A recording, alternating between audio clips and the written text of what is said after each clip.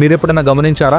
చాలా మంది శివభక్తులు ఎందుకో చాలా ప్రశాంతంగా ఉంటారు, చాలా పాజిటివ్గా కనిపిస్తారు. ఎంత పెద్ద కష్టం వచ్చినా సరే మళ్ళీ నవ్వుతూ ముందుకెళ్తారు.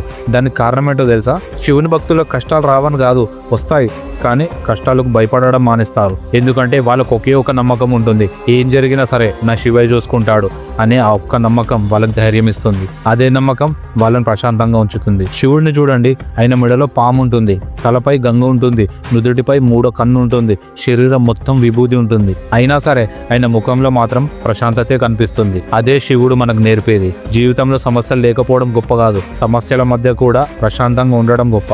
అందుకే చాలా మంది శివభక్తులు కోపం కంటే ఓర్పునే ఎక్కువగా ఎంచుకుంటారు, భయం కంటే నమ్మకాన్ని ఎక్కువగా పట్టుకుంటారు. వాళ్ళ బలం వాళ్ళలో కాదు, వాళ్ళ శివయ్య మీద ఉన్న విశ్వాసంలో ఉంటుంది. అందుకే చాలా మంది శివుడిని కేవలం దేవుడిగా మాత్రమే చూడరు, జీవితాన్ని ఎలా జీవించాలో నేర్పించే గురువుగా కూడా చూస్తారు. కష్టాలు అందరికీ వస్తాయి, కానీ వాటి మధ్య కూడా ప్రశాంతంగా నిలబడటం అదే అసలైన బలం. ఆ బలాన్ని మనం కూడా నేర్చుకుంటూ ముందుకు సాగుదాం. ఓం నమః శివాయ.